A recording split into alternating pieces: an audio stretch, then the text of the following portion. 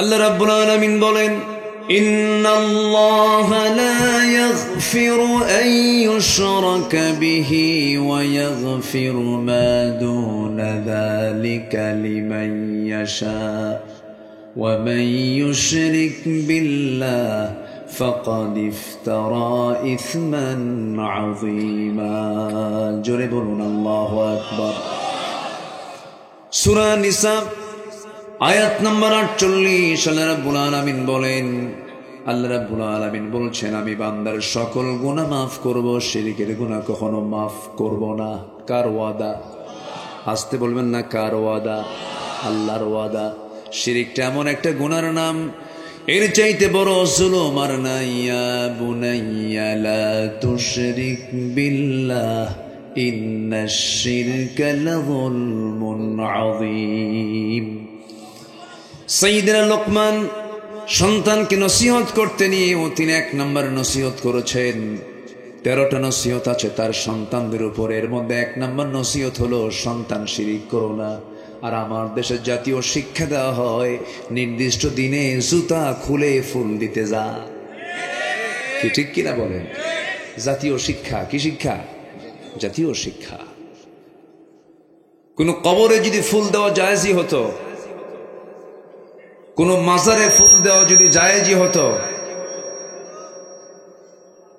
তাহলে গোটা পৃথিবীর সকল ফুল গিয়ে জমা হতো আমার নবীর কবরে। আছে এরকম? মদিনায় তো অনেকেই গেছেন, এখানে যারা বসে আছেন হয়তোবা অনেকেই মদিনা মুনাওয়ারায় গিয়েছেন। আল্লাহ তাআলা আমাকে অনেকবার নিয়েছেন।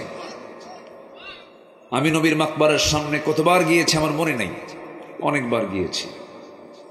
একটা বারও আমার চোখে পড়েনি যে আমার নবীর সামনে, কবরের সামনে গিয়ে কেউ একটা ফুল নিয়ে দাঁড়িয়েছিল, আমার চোখে পড়েনি। নবীর কবরে কেউ সেজদা দিয়েছে, এমন দৃশ্য আমার সামনে পড়েনি। আমার দেশে কবরকে সেজদা দেয় এমন কিছু মাজার আছে না নাই? আসতে বলবেন না, আছে না নাই? আচ্ছা, চিন্তা করেন, পিসাব তাজা, একদম জীবিত, সেই পিসাব গিয়ে সোজা গিয়ে সেজদা মারতেছে। যেরকম নাউযুবিল্লাহ। এই মস্তক কার জন্য? আসতে বলবেন না, কার জন্য? কোন মানুষকে যদি তাজিমি সেজদা বলে চালিয়ে দিয়ে, ওরা বলে এটা তাজিমি সেজদা, এটা যদি জায়েজই হতো, তাহলে আমার নবীর জীবনের তো একটা হাদিস আমরা পেতাম। আমার নবীর পায়ে সেজদা দিয়েছে এমন কোন হাদিস, কোন সাহাবীরা সেজদা দিয়েছেন আমরা কি পেয়েছি? আসতে বলবেন না, পেয়েছি? তবে এতটুকু আমরা জানতে পেরেছি, সিরাত ইবনে হিশাম গ্রন্থে এসেছে, আমার নবীজি সবচেয়ে বেশি মার খেয়েছেন 2টা জায়গায়। একটা হলো তায়েফের ময়দানে, আরেকটা হলো উহুদের প্রান্তরে। উহুদের প্রান্তরে যুদ্ধ করতে গিয়ে রাসূল 2টা দাঁত হারিয়েছেন। খন্দকের প্রান্তরে কোদাল মারতে মারতে কোমর হারিয়েছেন। নবীজির দিন কায়েম করতে গিয়ে দাঁত হারাতে হয়েছে, কোমর হারাতে হয়েছে। আরেকটা হলো তায়েফের ময়দানে নবীজি কালিমার দাওয়াত দিতে গিয়ে সেখানে ফুল পেয়েছেন না পাথর পেয়েছেন? ফুল না পাথর? পাথর পেয়েছেন। সেই পাথরের আঘাতে নবীজি রক্তাক্ত অবস্থায় পড়ে থাকলেন। নবীর জুতার সঙ্গে পায়ের তলার জমান বেঁধে গেল। রক্ত টান মেরে মেরে খোলা যায় না জুতা। নবীজি কিছুক্ষণ পর হোশ যখন ফিরল, জিবরিল আমিন এসে বলছেন, ইয়া রাসূলুল্লাহ, তায়েফের মানুষ আপনাকে এত রক্তাক্ত করল, আপনি তাদের জন্য লানত করুন। আমার রাসূল বললেন, আমি আমার ভাই মুসার মতো বলবো না, নূহ আলাইহিস সালামের মতো বলবো না। এই তায়েফের মানুষ আমাকে না বুঝে না জেনে মেরেছে, আমি এদেরকে বিনা শর্তে আমি রাসূল মাফ করে দিলাম। বদদোয়া দিলেন না দোয়া দিলেন? দোয়া। আমার রাসূল বদদোয়া খুব কম দিয়েছেন, দেননি তা না, দিয়েছেন, কিন্তু বদদোয়ার রেকর্ড খুব কম, দোয়া করেছেন বেশি। আল্লাহু আকবার বলেন। আমার নবীজি মার খেলেন তায়েফে, মাফ করে দিয়ে তিনি এখন দৌড় মারতেছেন। ভাবলেন যদি ওরা আবার দেখে ফেলে আমাকে, রাসূল তো একা। আমার নবীজি দৌড় মারলেন। প্রচন্ড ক্ষুধা, প্রচন্ড তৃষ্ণা, 3 দিন 3 রাত নবীর পেটে কোনো খাবার যায় নাই।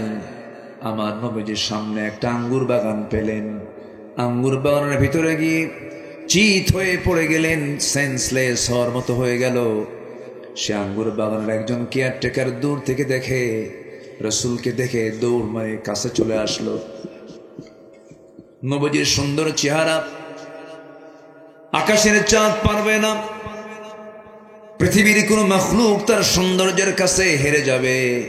এমন সুন্দর চেহারার মানুষকে যখন ওই কেয়ারটেকার দেখে ফেললো, মনে মনে চিন্তা করে এত সুন্দর চেহারার মানুষ তো দেখি নাই। দয়া হলো, মায়া হলো। আঙ্গুর বাগান থেকে কিছু আঙ্গুর হাতের মধ্যে পেড়ে নিয়ে, কয়েক থোক আঙ্গুর পেড়ে হাতের মধ্যে চিপে চিপে মোটে 1 গ্লাস আঙ্গুরের রস তৈরি করে নবীর হাতে দিয়ে বলে, যুবক রসগুলো পান করো, নচেত তুমি মারা যাবে, এত রক্তক্ষরণ হচ্ছে। আমার নবীজি কাপা কাপা হাতে আঙ্গুরের সেই গ্লাসটা নিলেন, 3 ঢোকে পান করে মুস্কি একখান হাসি মেরে যুবকের দিকে তাকায় বলছেন, যুবক তোমার নাম তো আদ্দাস। আদ্দাস মনে মনে কয়ে, দেখা হলো না, কথা হলো না, আমার নামটা জানলো কেমনে বুঝলাম না। কিচ্ছু না বলে চুপ করে আছে। এবার রাসূল বলছেন, যুবক তোমার গ্রামের বাড়ির নাম তো নিনুয়া, ঠিক আছে না? যুবক মনে মনে কয়, আমার গ্রামের নামটা সে জানলো কেমনে? এবার যুবক বলতেছে, আমার গ্রামের বাড়ি নিনুয়া, তোমাকে কে বলল? রাসূল বলছেন, ও আদ্দাস, তুমি যে গ্রামে জন্ম নিয়েছো সেই গ্রামে জন্ম নিয়েছেন একজন বিখ্যাত পয়গম্বর, আল্লাহর নবী ইউনূস আলাইহিস সালাতু ওয়াস সালাম। এবার বলতেছে, আমার গ্রামে ইউনূসের জন্ম, তোমাকে সংবাদটা দিল কে? এবার রাসূল মুস্কি মুস্কি হাসি মেরে, নবুয়তি চেহারা সুন্দর করে দেখিয়ে মুস্কি মুস্কি হাসি মেরে বলতেছে, ও আদ্দাস, একজন নবীর কাছে তো আরেকজন নবীর খবর থাকতেই পারে। আদ্দাসের বুঝতে আর দেরি হলো না, সুন্দর চেহারা, এত সুন্দর তার বাচন ভঙ্গি, এটাই বুঝে আল্লাহর পয়গম্বর হবে। সুবহানাল্লাহ বলবেন না? আমার নবীর দাওয়াতকে বিফল না সফল? সফল। রাসূল কালেমা পড়ায় দিচ্ছেন। আমার নবীজি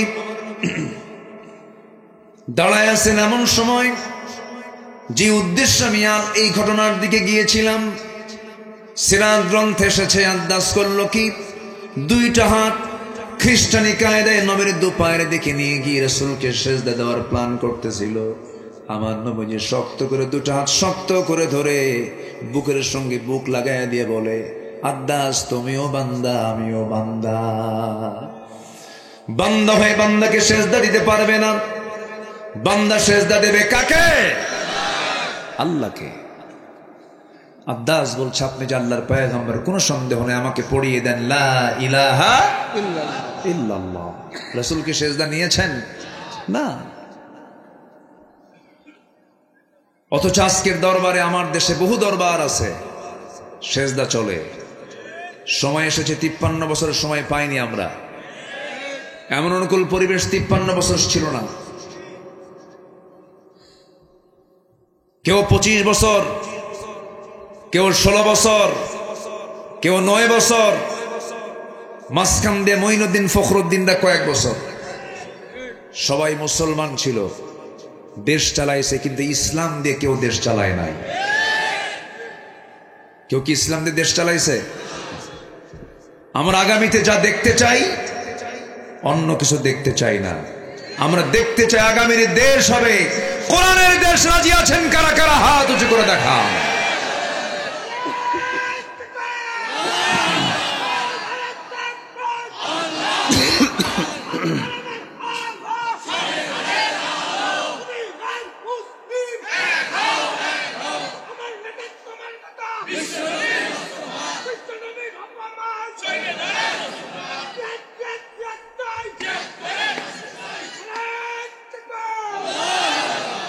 আল্লাহ কবুল করুন, জোরে বলে আমিন। এই স্লোগানটাও দিতে যায়নি আমাদের 16 বছর। বলেছে এগুলো জঙ্গিবাদের স্লোগান। ওরা বলতো জালো জালো আগুন, আমরা জ্বালাবো না নিভাবো? আমরা জ্বালাতে জানি না, আমরা নিভাতে জানি।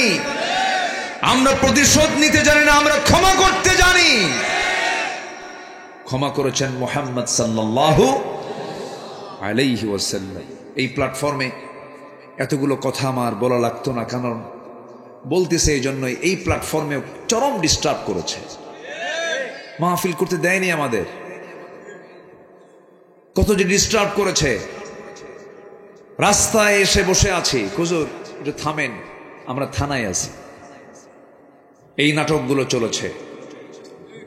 আমরা সুন্দর পরিবেশ পেয়েছি। যারা ভুল করেছেন তওবা করে ফিরে আসুন, ঠিক কিনা? ভুল যদি মনে করেন তওবা করে ফিরে আসুন।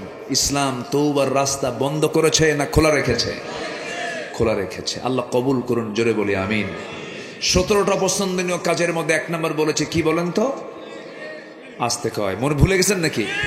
কিসের গুনাহ বলেন, কিসের গুনাহ? শিরকের কাছে আমরা যাব না, জোরে বলি ইনশাআল্লাহ। শনিবারে বাঁশ কাটা যাবে না, সকালবেলা বাকি দেওয়া যাবে না, বিয়ের দিন বৃষ্টি হলে সারা জীবন ওর চোখের পানি ফুরাবে না। আছে নাকি এগুলো? এগুলো শিরক। এগুলো কি বলেন তো? ট্রাকের পিছনে ছেঁড়া জুতা ঝুলায় রাখে, ট্রাকের পিছনে। অনেকদিন আগে একজনকে বললাম, ট্রাকের ড্রাইভারকে, আচ্ছা জুতা ঝুলাইছো নতুন জুতা ঝুলাতে পারো না? পুরাতন কেন? হুজুর জুতা ঝুলানোর কারণ হলো বদনজর থেকে বাঁচার জন্য। বলেন তো পাইছো কোথায়? কে জানি না। বদনজর থেকে বাঁচার জন্য 2টা সূরা কে দিয়েছেন? কে দিয়েছেন? অমিন শাররি হাসিদিন ইদা হাসাদ, হিংসুকের হিংসা, বদনজর থেকে তুমি আল্লাহ আমাকে বাঁচাও। কার কাছে যাবো? কার কাছে যাবো আমরা? তা না করে এগুলো করে। বিসমিল্লাহ গলত, কত কি রাইট? বিসমিল্লাহর কোন গলদ আছে? এগুলো শিরক। এগুলো কি বলেন তো?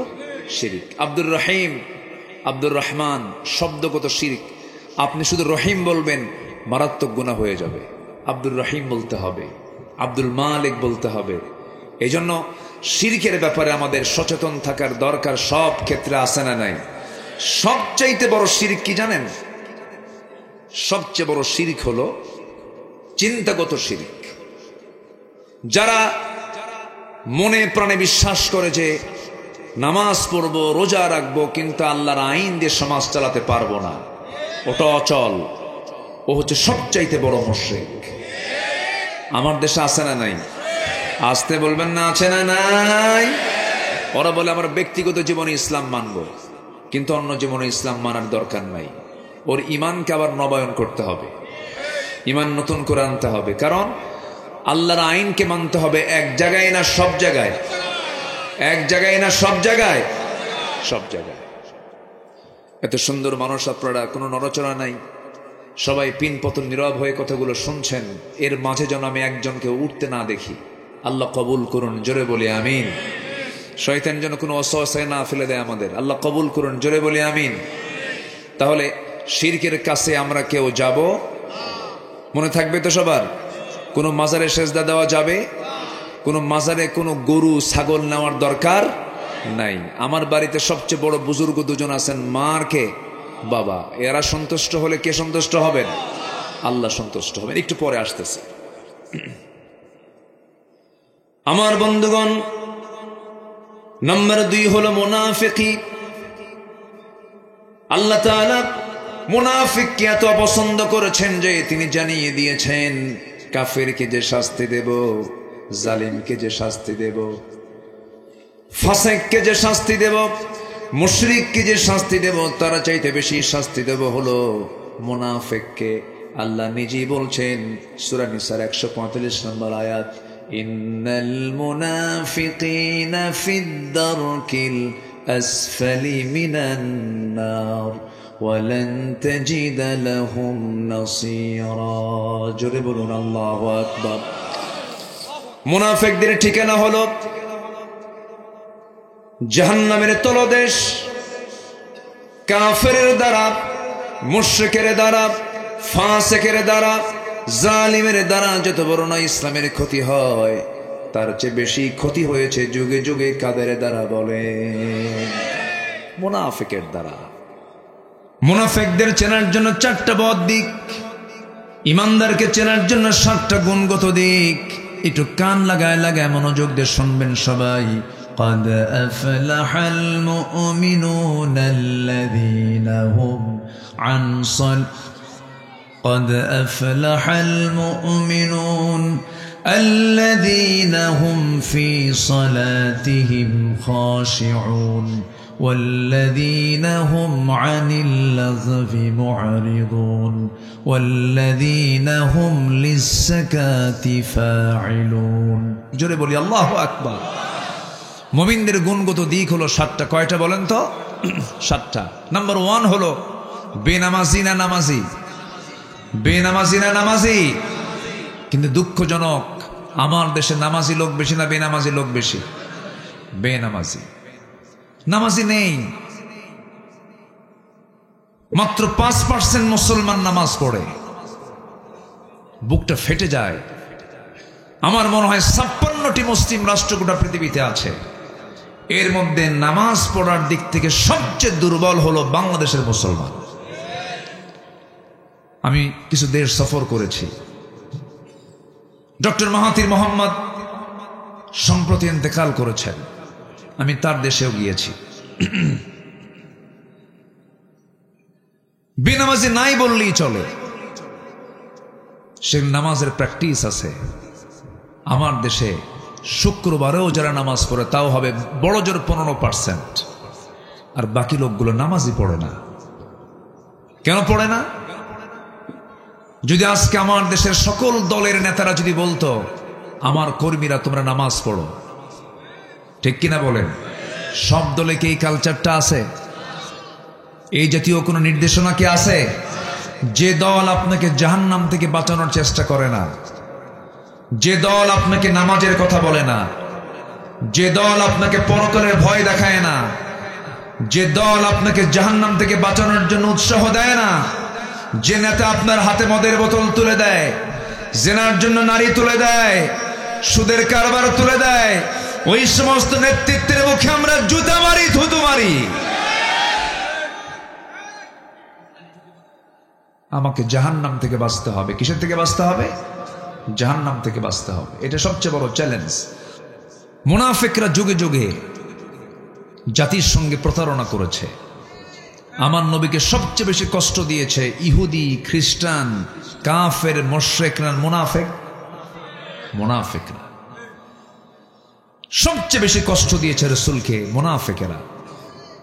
আমার নবীর সংসার পর্যন্ত আগুন ধরিয়ে দিতে চেয়েছে বারবার। বদর যুদ্ধে উস্কায় দিয়েছে মুনাফিকেরা, উহুদ যুদ্ধ উস্কিয়ে দিয়েছে মুনাফিকেরা। সব জায়গায় মুনাফিকদের সবচেয়ে ঘৃণ্য চক্রান্ত বেশি হয়ে থাকে। আমার দেশেও মুনাফিক কিছু আছে না নাই? আসতে বলবেন না, আছে না নাই? জাতীয় মুনাফিক, জাতীয় মুনাফিক আছে, তারা জাতীয় শত্রু। তারা সম্মানিত ভাইয়েরা, মুনাফিকি করা যাবে না। আমার নবীজির জীবদ্দশায় রাসূলের পিছনে নামাজ পড়তো মুনাফিক। নবীজির বয়ান শুনে চোখের পানি ফেলে ফেলে কাঁদতো, অথচ মুনাফিক। নবীজির বিরুদ্ধে অবস্থান নেবার জন্য আরেকটা মসজিদ বানাইছে মুনাফিকেরা। সেই মসজিদের নাম হচ্ছে, কোরআনে এসেছে, মসজিদে দিরার। রাসূল বলেছেন, মুনাফিকদের মসজিদ আগুন দিয়ে জ্বালায়া দাও। আমার দেশে মসজিদের সঙ্গে মসজিদ লাগানো আছে না নাই? 10 হাত দূরেও না, সাথে লাগানো মসজিদ। 10 হাত দূরে আরেকটা মসজিদ, অথবা রাস্তার এপারে, মাঝখানে রাস্তা 13 ফিট ওপার আরেকটা মসজিদ। আছে কিনা? আসতে বলবেন না, আছে না নাই? মুসল্লির কারণে না অন্য কোনো কারণে? হ্যাঁ,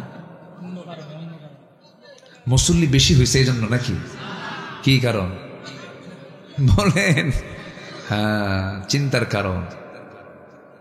ফজরের সময় মুসল্লির সংখ্যা 4 জন, 4 বুড়া। যখন বলা হয়, চাচা আপনারা ফজরে আসছেন কেন? বাবা বাড়িতে বুড়ি নাই তো কি করবো, আসছি। মসজিদ ফাঁকা থাকে, মুসল্লি কম।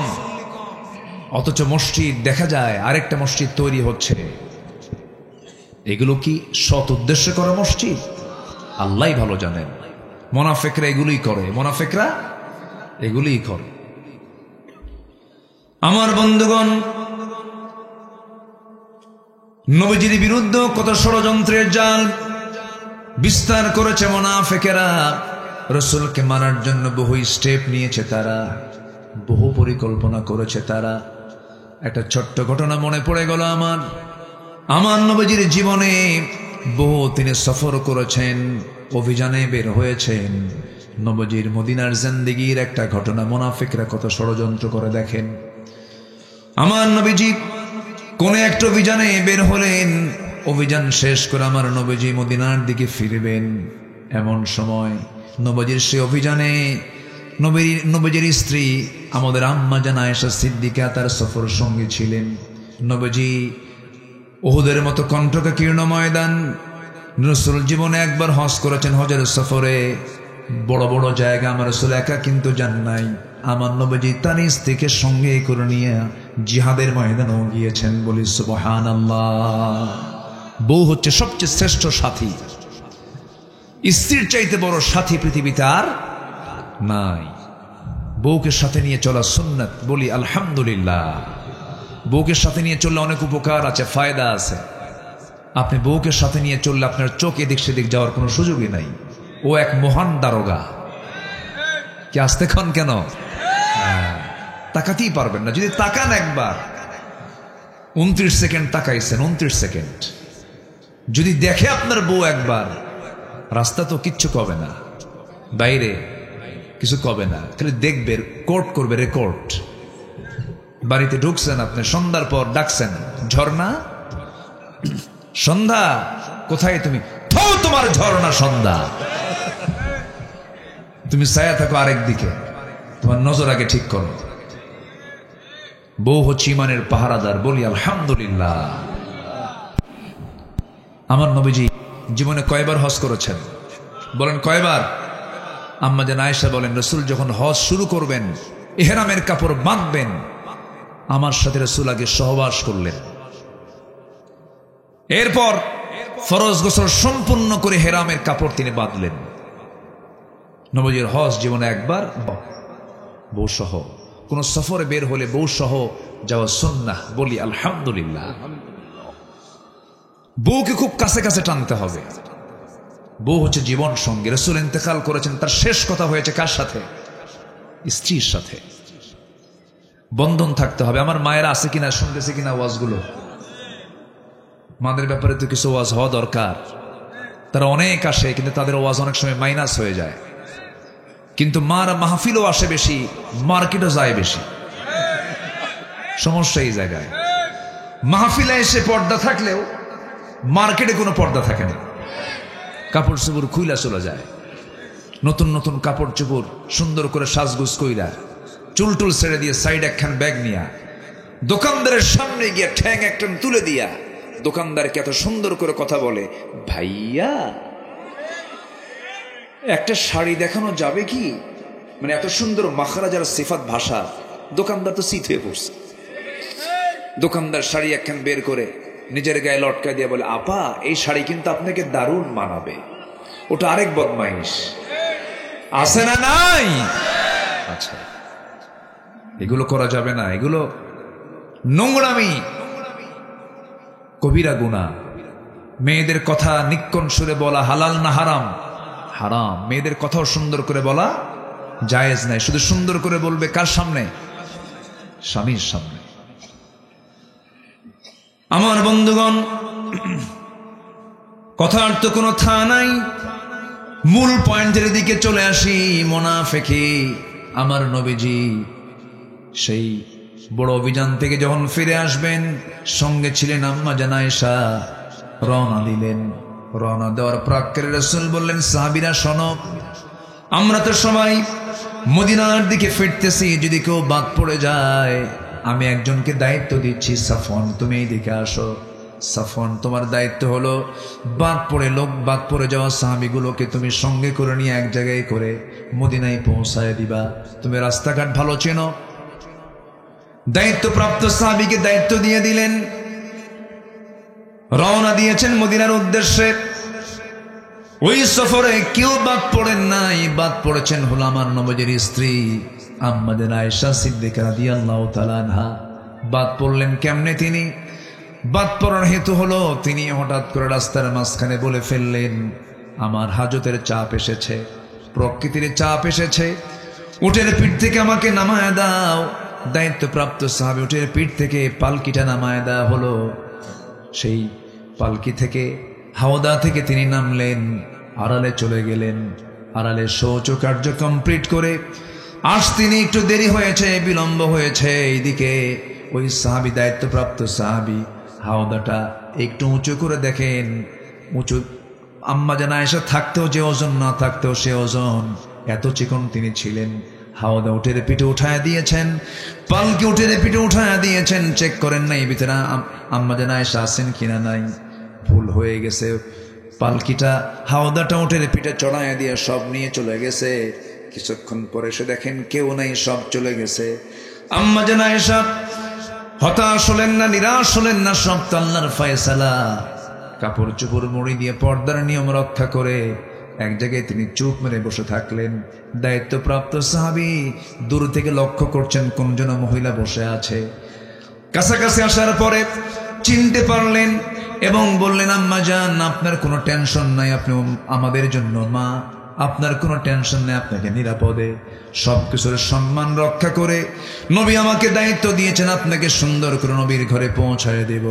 ঘোড়ার পিঠে উঠায় নিয়ে তাকে নিরাপদে নবীর ঘরে পৌঁছায় দিয়েছেন। পরের দিন সকালবেলা ওইদিকে মুনাফিকদের ভিতরে চতুর্দিকে টপ নিউজ হয়ে গেছে, তারা চতুর্দিকে ষড়যন্ত্রের নিউজ ছড়িয়ে দিয়েছে। তোমরা কি জানো গত রাত্রিতে আয়েশা তার সতীত্ব হারায় ফেলেছে? যেরকম নাউজুবিল্লাহ। ঘটনা কি আর ঘটায় দিল কি, এটার নাম কি? আল্লামা সাইদি নাকি ধর্ষণ করেছে।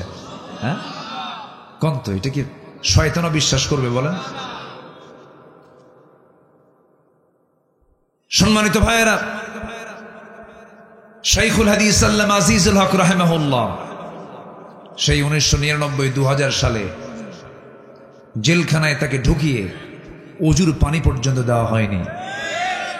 তার ছেলে আল্লামা মামুনুল হক তাকে গ্রেফতার করে তাকেও ধর্ষণের মামলা দিয়েছে, তার বিরুদ্ধে গরু চুরির মামলা দিয়েছে, সাবেক শিক্ষামন্ত্রীর নামে ভ্যানিটি ব্যাগ চুরির মামলা দিয়েছে। এই সমস্ত কাজগুলো ইমানদারের না মুনাফিকদের?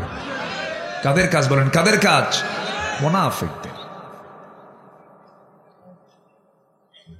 আমার নবীর বিরুদ্ধে, অর্থাৎ আম্মাজান আয়েশার বিরুদ্ধে মানিত নবীর পরিবারের বিরুদ্ধে এই চতুর্দিকে যখন এই গুজব রটালো, নবীর কানে সংবাদটা গেল, নবীজি শুনলেন। শুনেই বলছেন, আয়েশা, কি যেন একটা কান কথা আমার কানে আসলো, কেমন যেন লাগতেছে আয়েশা। আমার মনে হয় তোমার এই কথা আমার শোনার পর তোমার মনে হয় আমার বাড়িতে না থেকে তোমার বাবার বাড়িতে যাওয়াটাই উত্তম। বলুন, বিয়ের পর একটা নারীর প্রিয় জায়গা হয় বাবার বাড়ি না স্বামীর বাড়ি? বলেন কার বাড়ি? একটা মহিলাকে কোথায় মানায় তখন? স্বামীর বাড়িতে মানায়। সঙ্গে সঙ্গে আম্মাজান আয়েশার চোখে পানি চলে এলো। চোখের পানি ফেলতে ফেলতে বলছেন, ইয়া রাসূলুল্লাহ, আপনি যখন আমাকে বললেন যাওয়ার জন্য, আমি কেমনে মানা করব? আপনি যখন আমাকে চূড়ান্ত সিদ্ধান্ত জানায়া দিলেন, আমি কেমন করে তাও আনুগত্যের খেলাফ করব? আমি চলে যাচ্ছি আমার বাবার বাড়ি, আমি চলে যাচ্ছি আমার মার বাড়ি। তবে একটা কথা জেনে রেখে দিয়ে, ইয়া রাসূলুল্লাহ, আমার ব্যাপারে যে চূড়ান্ত সিদ্ধান্ত আপনার সঙ্গে আমার বিয়ের ব্যাপারে হয়েছিল, এই বিয়ের পয়গাম কিন্তু আল্লাহ নিজে দিয়েছিলেন। এই বিষয়ে আমি কারো কাছে অভিযোগ দেব না, আমি কারো কাছে বলবো না। এই বিষয়টার ফয়সালা আমি চাই আমার আল্লাহর কাছে। জোরে বলে সুবহানাল্লাহ। ওয়া মান ইয়াতাওয়াক্কাল আলাল্লাহ ফাহুয়া হাসবুহ। যে ব্যক্তি আল্লাহর প্রতি তাওয়াক্কুল করে তার জন্য আমার আল্লাহই যথেষ্ট হয়ে যান। মুনাফিকরা হাসাহাসি শুরু করলো, কারণ স্বামী এক জায়গায়, বউ আরেক জায়গায়। কি কথা কি বুঝতেছেন না? এই নিউজে মুনাফিকরা কি বেজান না খুশি? খুশি। যাক, পেঁয়াজ একখান লাগায় দিছে। আমার বন্ধুগণ, আম্মা জান আয়েশা চলে গেলেন। বাবার বাড়ি গিয়ে আরাম পান না। বাপটা ভালো করে কথা বলেন না, কারণ বাবা হচ্ছেন আমার নবীজির 1 নম্বর সাহাবী আবু বকর সিদ্দিক রাদিয়াল্লাহু তাআলা আনহু। কথা বলতেছেন না, মাও কথা বলে না। রাতের বেলা সেজদার মধ্যে চোখের পানি ফেলে ফেলে কান্দেন আর বলছেন, আল্লাহ তুমি তো জানো আমার মনের অবস্থাটা, এত বড় দুঃসময় পার করছি, আল্লাহ মেহেরবানি করে ফয়সালাটা দিয়ে দাও। চিকন মানুষ আম্মা জান আয়েশা ছিলেন, এত চিকন, খাওয়া দাওয়া বন্ধ হয়ে গেছে, আরো কাঠখড়ি হয়ে গেলেন। চিকন হতে হতে স্বাস্থ্যহীন হয়ে পড়লেন। মুনাফিকরা ওইদিকে আনন্দ উল্লাস করতেছে। নবীজি ঘুমাতে যান, নবীজি ঘুমাতে পারেন না, সেজদায় পড়ে পড়ে কান্দেন। বিছানায় চলে যান, হাতটা আগায় দেন, আয়েশা বুঝি আছে, আয়েশা নাই, বুকটা খান খান হয়ে যায়। নবীজির কান্না থামে না, আম্মা জান আয়েশার কান্না থামে না, সাহাবীরাও কান্দেন। এই যে একটা দুঃসময়, এই যে একটা চরম ক্রাইসিস সৃষ্টি করেছিল কারা? মুনাফিকেরা। এই মুনাফিকেরাই এই 16 বছর জেলখানা আলেম দিয়ে ভরাইছিল। আমি নগণ্য গোলাম, আমাকেও যেতে হয়েছিল, কোনো দোষ করি নাই আমার জানা মতে। আমার দোষ ছিল একটাই, কোরআন থেকে কথা বলা। 2018 সাল আমাকে ধরে নিয়ে চলে গেল। ঢুকলাম ভিতরে, ঢুকিয়ে দেখি এক মুরব্বীর সামনে দাঁড়ানো, বয়স প্রায় 85 বছর। 85 বছরের কি বুড়া মানুষ না? হাত পা কুঁচকে গেছে। আমাকে দেখে একটা লম্বা সালাম দিয়ে বলে, বাবা আপনি এখানে কেন? বললাম যে আমারে দাওয়াত দিয়ে নিয়ে আসছে। তুমি এখন শুনে আমারে কয়, হুজুর আপনি জেলখানায় ঢুকলেন, আমি খুব খুশি হয়েছি। আপনি খুশি হলেন কেন? দূর থেকে ওয়াজ শুনি, কাছে যেতেই পারি না, মুসাফাও হয় না, মজা করে কথা বলবো তাও হয় না, আপনি এত কাছে আসছেন, এই চান্স কি আর ছেড়ে দেওয়া যায় না? খুব খুশি হয়েছে। বললাম আপনার বিরুদ্ধে মামলা কি? কে বোমা হামলা, বোমা হামলা, বিস্ফোরক মামলা দিছে। বিস্ফোরক মামলা মানে হচ্ছে ওই 85 বছরের বুড়া লোকটার হাতে ককটেল ছিল বা বোমা ছিল, বোমা মারছে। বলেন তো ওই হাতের কি সেই ফিটনেস আছে? 85 বছরের বুড়ার তো কোনো ফিটনেসই নাই, ঠ্যাং একদিকে, হাতে আরেক দিকে। কি চিত্র চিত্রায়িত হয়েছে ভাইরে। হয়তো বলবেন যে এতগুলো কথা বলতেছেন, বাস্তবতা তো এটা বাস্তব বিষয়। আয়না ঘর, কি লোমহর্ষক কথা। আমি নিজে গিয়েছি, দুজন আয়না ঘরে থাকা দুজনের সঙ্গে কথা বলেছি, ব্যারিস্টার আজমি, কি ব্যারিস্টার আরমান এবং ব্রিগেডিয়ার জেনারেল আজমির সাথে আমি কথা বলেছি। তারা বলেছেন 8টা বছর আকাশের সূর্য আমাদের চোখে পড়ে নাই। কি কথা এগুলো? কেন? কিসের জন্য? ফেরাউন যে কায়দায় দেশ চালাতে চেয়েছিল, ফেরাউনের চরিত্র এরকমই ছিল। ফেরাউন তার ক্ষমতাকে পাকাপোক্ত করার জন্য মার পেট চিরে বের করে ছেলে সন্তান জবাই করত। এই পৃথিবীতে হত্যা রাজনীতি শুরু করেছে ফেরাউন। যারা এই যুগে যুগে হত্যা রাজনীতি করছেন তারা সবগুলো ফেরাউনদের প্রেতাত্মা।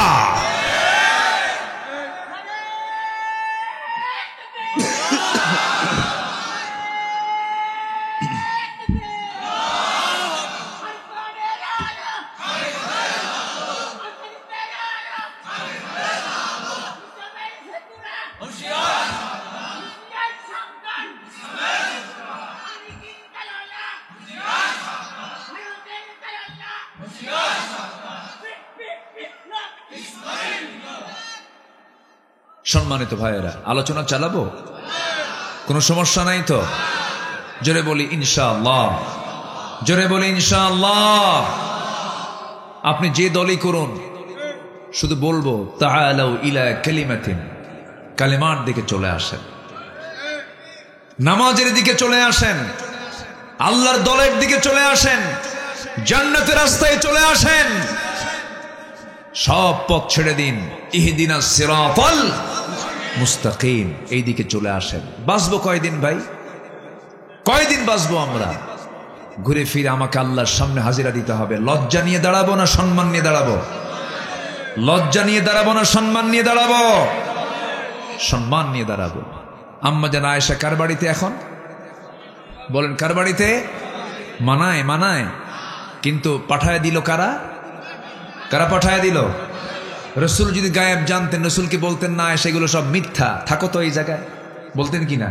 তাহলে এখন বলেন রসুলকে গায়েব জানতেন, আর আমার দেশের পীর কেবলারা গায়েব জানে, বুঝলেন? বাচ্চা হয় না, চলে গেছে কে বাবা, 17 বছর বিয়ের বয়স, বাচ্চা কি হবে না?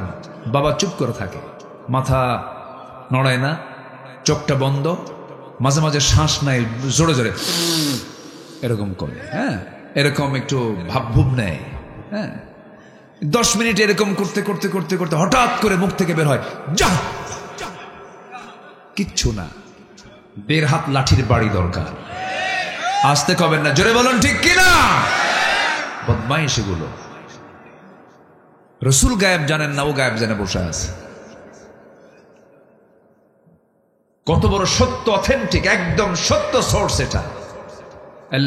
ইন্নাল্লাযীনা জাউ বিল ইফকি উসবাতুম মিনকুম। হে রাসূল, ইফকের যে ঘটনা, এটা মানে রাসূলকে আল্লাহ তাআলা জানাচ্ছেন এগুলো সম্পূর্ণ মিথ্যা, মুনাফিকরা এগুলো সাজানো নাটক করেছে। আপনার স্ত্রী আয়েশার সতীত্ব নিয়ে আছে, কোনো সমস্যা নাই। আল্লাহু আকবার বলেন। কিন্তু রাসূলকে আগে জানতেন, রাসূলকে জানাইছেন কে? জানার পরে তিনি জানছেন, এর আগে তিনি জানতেন? তাহলে গায়েবের মালিক রাসূল না আল্লাহ? গায়েবের মালিক বান্দা না আল্লাহ? আর এরা গায়েব জেনে বসে আছে। কি রাগ করতেছেন আপনারা? আমার বন্ধুগণ, অনেক লম্বা লম্বা কথা ছিল, রাতটা গভীর ভার হয়ে গেছে, কষ্ট দেব না, একটু মনোযোগ দিয়ে শুনুন। 17টা পয়েন্ট আমি শাব্দিকভাবে বলে দেব, ব্যাখ্যামূলক বলতে পারবো না। কিন্তু এইদিকে আম্মা জান আয়েশা দীর্ঘ সময় ধরে চোখের পানি ফেলে ফেলে কাঁদতেছেন। মাজলুমের দোয়া কবুল করেন তিনি কে? আল্লাহ কেমন করে কবুল করে নেন, এটা তো এমনি এমনি আসে নাই। কত মাজলুমের ফরিয়াদ জেলখানার মধ্যে ছিল, বালিশ ভিজে গেছে, জায়নামাজ ভিজে গেছে। আল্লাহ তুমি জুলুম থেকে বাঁচাও, আল্লাহ তুমি জুলুম থেকে বাঁচাও। আল্লাহ আছেন না? আসতে বলুন, আল্লাহ আছেন না? নাই, আল্লাহ আছেন, আল্লাহ আছেন, আল্লাহ আছেন। শিক্ষা নিতে হবে, কোনোদিন কারো প্রতি জুলুম করা যাবে না। জুলুমের অবসান হচ্ছে কার গজব? কার গজব? আল্লাহর গজব। আয়াত নাজিল হলো, আমার নবীজির আনন্দ দেখে কে? আল্লাহু আকবার। রাসূল মাঝে মাঝে বলতেন আমার আয়েশা হচ্ছে শ্রেষ্ঠ স্ত্রী, আমার খুব প্রশংসা করতেন, খুব ভালোবাসতেন আম্মা জান আয়েশাকে। আল্লাহু আকবার বলে। বয়সটা কম ছিল, বয়সটা কি ছিল? কম ছিল, কিন্তু খুব মেধাবী ছিলেন, সুপার কম্পিউটার। 6 লক্ষ হাদিসের তিনি হাফেজা ছিলেন। রাসূল যা বলতেন বলতে দেরি, তার রেকর্ড হতে দেরি নাই। শুধু আম্মা জান আয়েশাকে বিয়ে করেছেন কারো অর্ডারে? হাদিসগুলোকে সংরক্ষণ করার জন্য। বাতিল নাস্তিকের বাচ্চারা বোঝে না, জানে না, মিথ্যা তথ্য দিয়ে রাসূলকে জেনাকার বানায় দেয়। এই ব্লগারগুলোকে চিহ্নিত করা দরকার, এই নাস্তিকগুলোকে চিহ্নিত করা দরকার। যখন কি বলে, জাহাঙ্গীরনগর ইউনিভার্সিটির সেই কুখ্যাত ধর্ষক ধর্ষণের সেঞ্চুরি করে মিষ্টি বিতরণ করেছিল, এই সমস্ত কুলাঙ্গার নাস্তিকদের ধরে প্রকাশ্যে ঝুলায়া এ রক্ত মাংস হাড় হাড্ডি কুত্তা বিলাই দিয়ে খাওয়ানো দরকার। এগুলো বদমাইশ। এই জমিন শাহজালালের জমিন, এই জমিন শাহ মাকদুমের জমিন, এই জমিন খুলনায় শুয়ে আছেন খান জাহানের জমিন। এই জমিন কোন নাস্তিক মুরতাদদের জন্য বৈধ হতে পারে না। কষ্ট নিচ্ছেন নাকি আপনারা? সম্মানিত ভাইয়েরা, আমার নবীজি আয়াত নাজিল হলে আনন্দ দেখে কে? রাসূল দৌড় মেরে চলে গেছেন শ্বশুর বাড়িতে। মুনাফিকরা কি কষ্টটা দিল? নবীজি গিয়ে বলছেন আমার হুমায়রা গেল কই? রাসূল হুমায়রা বলে ডাকতেন লালি, হে লাল টুকটুকে নারী, হে লাল টুকটুকে মহিলা, তুমি কোথায়? মেয়েদেরকে যখন আপনি প্রশংসা সূচক শব্দ ডাক দিবেন, মেয়েদের যত রাগ সঙ্গে সঙ্গে আল্লাহ তা মিটাইয়া দেন। রাসূল সব কিছু বলে দিয়েছেন। নবীজির চারটা স্ত্রী একদিন নবীর সামনে দাঁড়িয়ে বলছেন, ইয়া রাসূলুল্লাহ, আমাদের মধ্যে গন্ডগোল লাগছে। কি গন্ডগোল? আপনি সত্যি করে বলুন তো, আপনি চারজনের মধ্যে কাকে বেশি ভালোবাসেন?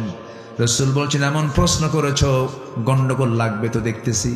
আমি কার নামটা বলবো এখন চিন্তা করতে হবে। যাও, কালকে সকালে বলে দেব। চারজনকে চারজনের ঘরে পাঠায়া দিলেন। নবীজি ব্রেন বের করলেন, চিন্তা করলেন।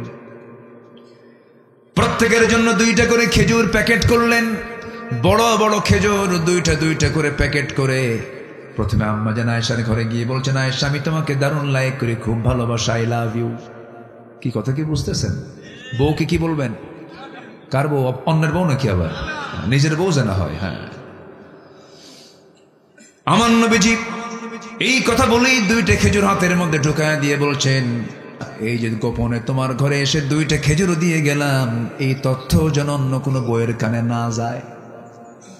দ্বিতীয় স্ত্রী ঘরে গিয়ে একই আচরণ করলেন, তৃতীয় স্ত্রীকে একই আচরণ করলেন, চতুর্থ স্ত্রীর ঘরে গিয়ে 2টা খেজুর দিয়ে আসলেন। পরের দিন সকালবেলা চারজনই বুক বড় আশা নিয়ে নবীর সামনে বসে বলছে, হুজুর, আপনি আজকে প্রকাশ করে দেন, আপনি কাকে সবচেয়ে বেশি ভালোবাসেন? রাসূল মুখখান মুচকি হাসি মেরে বললেন, শোনো রে, গত রাত্রে আমি যার ঘরে গিয়ে 2টা খেজুর আমি লুকায় দিয়ে আসছি, আমি তাকেই সবচেয়ে বেশি ভালোবাসি। যা, সুবহানাল্লাহ। কি পদ্ধতি রাসূল অবলম্বন করেছেন, আল্লাহু আকবার বলবেন না? একদিন আম্মা জান আয়েশা আরেক স্ত্রীর ব্যাপারে বলছেন, ও তো খাটো। ও কি খাটো? মেয়েদের মধ্যে সব আছে নাকি? আচ্ছা, অভ্যাস করি, আমি বলতে ভয় পাচ্ছি, আবার মায়েরা কি মনে করে। শুধু বলেছেন, হাফসা তো একটু খাটো। রাসূল বলছেন, তোমার যে এই কথা খাটো, এই কথা যদি দরিয়ার পানিতে ছেড়ে দেওয়া হতো, লামাযাজাতহু, দরিয়ার পানি বিবর্ণ হয়ে গন্ধ হয়ে যেত। কোন মানুষকে খাটো, লম্বা, কালো কোন নামে ডাকা, এটা হালাল না হারাম? হালাল না হারাম? বউ একটু কালো, 3 দিন পার হয়ে গেছে, নতুন বিয়ে করছে, 3 দিন টের পায় নাই, 3 দিন পরে মন কালো। কেরে, কি হয়েছে তোমার? কেমন বিয়ে করছি, বউটা কালো। সুমনের বউ দেখতে এত সুন্দর, দেখছেন, নজর গেছে সুমনের বউয়ের দিকে। অন্যের বউয়ের দিকে নজর গেলে কি নিজের বউ কখনো সুন্দর হয়? নিজের বউকে রাজরানী দেখতে হলে, সারা জীবন যদি রাজরানী দেখতে চান, পৃথিবীর কোন নারীর দিকে নজর দেওয়া যাবে না। এটাই হচ্ছে কনসেপ্ট ভালো থাকা। আল্লাহ কবুল করুন, আল্লাহ কবুল করুন। হয়তো অনেক যুবকরা বলতেছে, হুজুর ওয়াজ তো ঠিকই করতেছেন, বিয়েই তো করি নাই। ও দেখেন কি জোরে, দেখেন কি ঠিক, দেখেন মানে ওর বিয়ে শাদী করবে, এখন প্রস্তুত, বাপেরা রেডি হয়ে যান। হ্যাঁ যুবকরা, তোমরাও প্রস্তুত নিয়ে নাও। যে যুবক বিয়ে করতে চায় সে ভালো থাকতে চায়, আর যারা বিয়ে করতে চায় না ওরা বাইপাস মারে, ঠিক কিনা? মুরব্বীদের এই বিষয়গুলো খেয়াল করতে হবে। বয়স হয়ে যায়, বিয়ে করে না, বলে 1 পায়ে দাঁড়া। ও কি আরেক পায়ে দাঁড়ায় আছে নাকি? নিজের পায়ে দাঁড়া, ও তো অন্যের পায়ে দাঁড়ায় নাই। সময় হবে বিয়ে করায় দিতে হবে। রিজিকের ফয়সালা কার? রিজিকের ফয়সালা কার? কোন পাখির কি খাদ্য গুদাম আছে? আছে, খাদ্য গুদাম আছে। পৃথিবীর কোন প্রাণী, মানুষ ছাড়া কোন প্রাণীর কোন খাদ্য গুদাম লাগে? একমাত্র পিঁপড়া ছাড়া কেউ খাবার সংগ্রহ করে না, শুধুমাত্র পিঁপড়া। এছাড়া কোন প্রাণীর কোন খাদ্য গুদাম নাই। কথাগুলো শুনতে আপনারা কষ্ট পাচ্ছেন কিনা জানি না। সম্মানিত ভাইয়েরা, আমার নবীজি চলে গেছেন শ্বশুর বাড়িতে, গিয়ে আস্তে করে ডাকলেন, হুমায়রা তুমি কোথায়? হুমায়রা তুমি কোথায়? লাল টুকটুকে মেয়ে তুমি কোথায়? কিন্তু আম্মা জান আয়েশার মুখে কোনো হাসি নাই, কোনো জবাবও নাই। সামনেও দেখা দিচ্ছেন না, ধরা দিচ্ছেন না। ওরে আমার হুমায়রা তুমি কোথায় গেলে? আল্লাহর পক্ষ থেকে আয়াত নাজিল হয়ে গেছে, তোমার কোনো দোষ নাই। আম্মা জান আয়েশা সঙ্গে সঙ্গে বললেন, আমি ইব্রাহিমের আল্লাহর প্রশংসা করি। কার আল্লাহর বলেন? এই কথা বলা মাত্রই রাসূল বলে ফেলেন, আয়েশা তোমার রাগ তো এখনো কমে নাই, তোমার কথার মধ্যে আমি টের পাচ্ছি। দেখেন একটু রাগ করেছেন, কিন্তু রাগের ভাষাও কত জ্ঞান সূচক, কি বিজ্ঞচিত কথা, এত সুন্দর গ্রামার আটকায় দিলেন। রাসূল মুস্কি হাসি মেরে বললেন, আয়েশা বুঝতে কিন্তু পারছি, আমি টের পাইছি, চলো। রাসূল আম্মা জান আয়েশাকে সঙ্গে করে নিয়ে আনন্দ চিত্তে নিজের ঘরে ঢুকে পড়লেন। সাহাবায়ে কেরামদের মধ্যে হাসির রোল পড়ে গেছে, রাসূল হাসেন, আম্মা জান আয়েশা হাসেন, মুনাফিকরা কি বলে? মুনাফিকদের কি কান্নার সময় আসে? এখন কি আসছে? আসছে নাই, ও নাই, ও তো নাই। খেলবেন কার সাথে? খেলার লোকই তো নাই, চলে গেছে। আল্লাহ আল্লাহ আল্লাহ আল্লাহ আল্লাহ। নাম্বার 3 হচ্ছে অহংকার। নাম্বার 3 কি বলেন? অহংকার। আল্লাহ অহংকারকে পছন্দ করেন না। খালি বলেছিল কি জানেন? এই পৃথিবীতে আকাশ এবং জমিনের সবচাইতে প্রথম যে অপরাধ হয়েছে সংগঠিত শয়তান কর্তৃক অহংকার। কি বলেন তো? অহংকার। পৃথিবীর প্রথম অপরাধ কি? অহংকার। আসমান এবং জমিনে প্রথম অপরাধ হয়েছে অহংকারের। খলাকতানি মিন নার ওয়া খলাকতাহু মিন তিন। আমি সেজদা দেব ওকে, মানবই না আমি আদমকে। অহংকার করে বসলো কে? ইবলিস। অহংকার করে বসলো। যখন বলে ফেলেছে রাজাকারের নাতিপুতিরা চাকরি পাবে, এটা কি বিনয়ের কথা না অহংকারের কথা? এই দেশ কি একার না সবার? একার না সবার? বাবার দোষ সন্তানের কাঁধে দিবেন কেন? দাদার দোষ নাতির কাঁধে দিবেন কেন? যুবকরা ভাবছিলাম মোবাইল আসক্ত হয়ে, মাদকাসক্ত হয়ে মনে নষ্ট হয়ে গেছে, কিন্তু ওরা যে জাতে মাতাল তালে ঠিক তা বুঝি নাই। ওরা জায়গা মতো চলে গেছে, 45 মিনিট টাইম দিয়েছে তারা। যুবকরা তোমরাই সবকিছু করতে পারবে। গ্রামকে সাজাও, তোমার গ্রামের মাতব্বরকে ধরো, যদি নামাজ না পড়ে বলবেন মাতব্বর নামাজ ধরেন, মাতব্বরই থাকবেন, হচ্ছে আপনার মাতব্বরই মানি না। কি ঠিক আছে কিনা বলেন? গ্রামের লিস্ট করবেন কারা নামাজ পড়ে কারা নামাজ পড়ে না। যারা নামাজ পড়ে না তাদেরকে দাওয়াত দিবেন।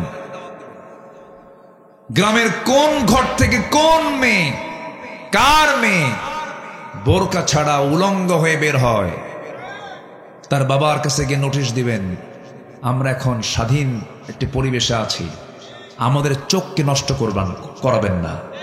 আমরা যুবক, আমাদের যৌবন আছে, আপনার মেয়েকে বোরকা পরায় দেন, আপনার গ্রাম ঠিক হবে, দেশ ঠিক হয়ে যাবে। কি দায়িত্ব আছে না নাই বলেন? তো আছে না নাই? এই কথাগুলো আমার মুখ থেকে কিন্তু বের হচ্ছে, আল্লাহ বের করে দিচ্ছে। আপনার গ্রামটাকে কু আনফুসাকুম ওয়া আহলিকুম নারা ইয়া আইয়ুহাল্লাযীনা আমানু। আল্লাহু আকবার বলেন। কি সুন্দর কনসেপ্ট। রাগ করলেন? আচ্ছা, অহংকার করা যাবে না। অহংকার কার চাদর? অহংকার করার যোগ্যতা একমাত্র কার? আল্লাহর। ব্যাখ্যামূলক তো কথা বলতে পারছি না, শেষ করে দিই নাকি দোয়া করে দিই?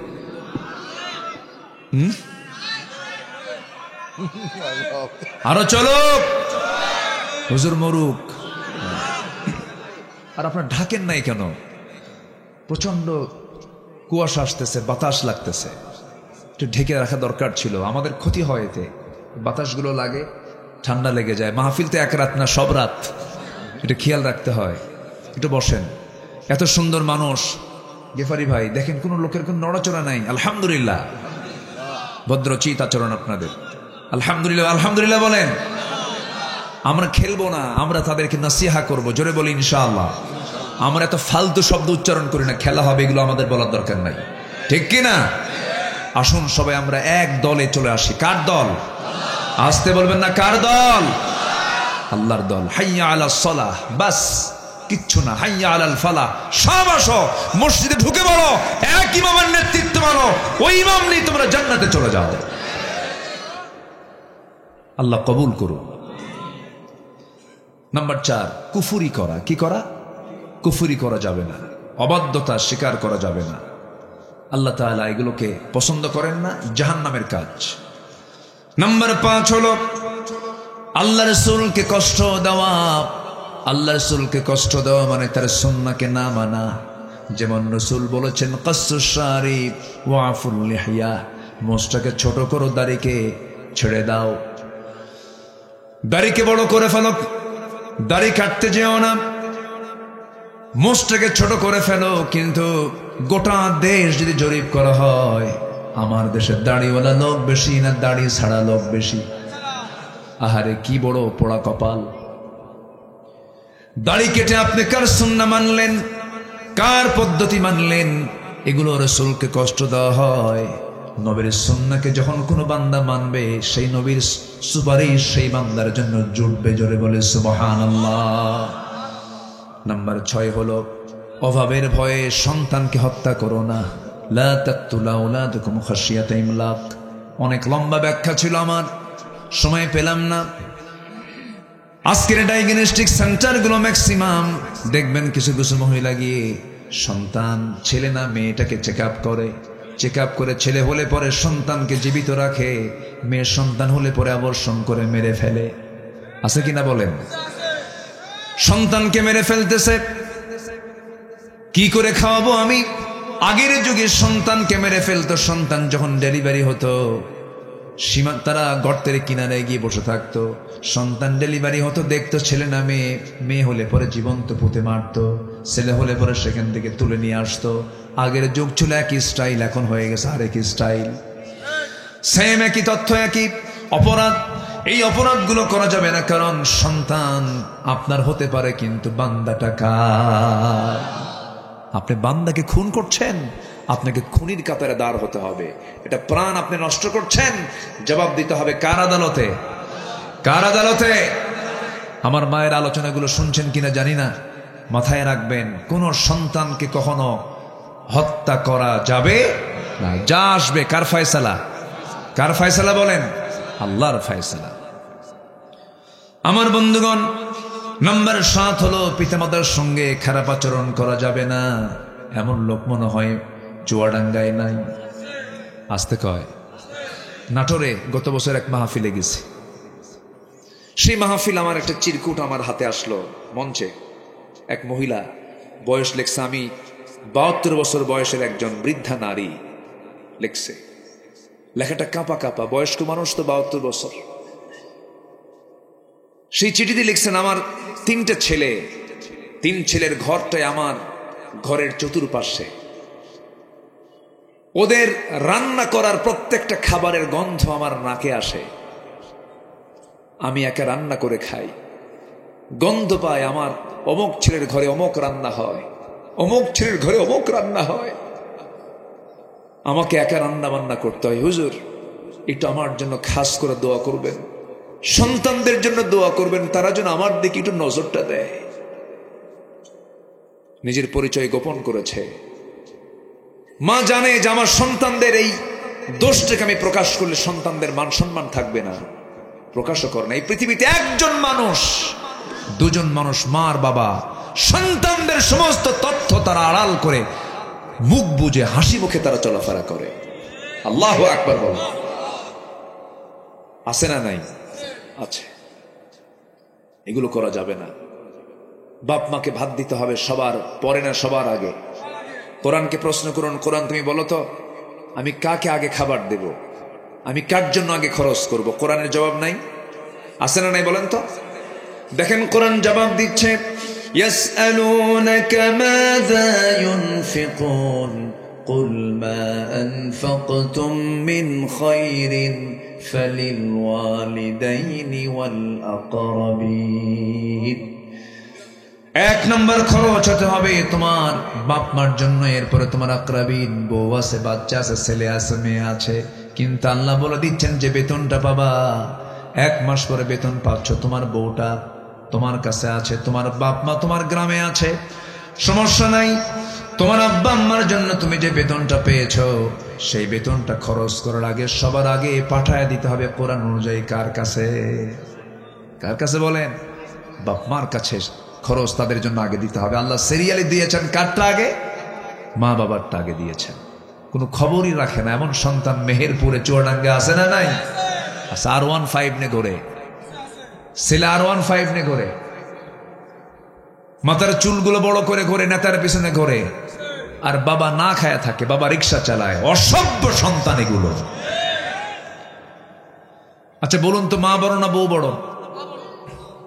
ভালো করে এখন চিন্তা করে এখন, মা বড় না বউ বড়? মাহফিলে মা বড়, বাড়িতে বউ বড়। দেখছেন কয় ঠিক? এই যে কইছে ঠিক, তাই তো। হ্যাঁ হ্যাঁ, মাহফিলে জোর করাই বলে হ্যাঁ মা বড়, বাড়িতে গিয়ে কয় না আমার বউ বড়। বউ একটা কথা বললে পরে বাস কোনো কথা নাই, মা যেখানে যায় যাক। না, মায়ের জায়গায় মাকে রাখবো, আমরা বউয়ের জায়গায় বউকে রাখবো। জোরে বলি ইনশাআল্লাহ। কথাগুলো কি বলার দরকার ছিল? আছে কিনা বলেন? আমরা খেয়াল রাখবো। জোরে বলি ইনশাআল্লাহ। অনেক কথা আজকে আমরা আর না বাড়াই, যতটুকু হয়েছে, অনেক রাত হয়েছে।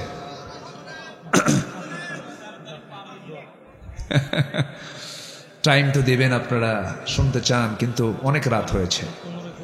আমরা যতটুকু শুনেছি বলি আলহামদুলিল্লাহ। জোরে বলি আলহামদুলিল্লাহ। ফজর পড়বেন কারা কারা? এখন একটু হাত তোলেন দেখি। ফজর পড়বেন কারা কারা?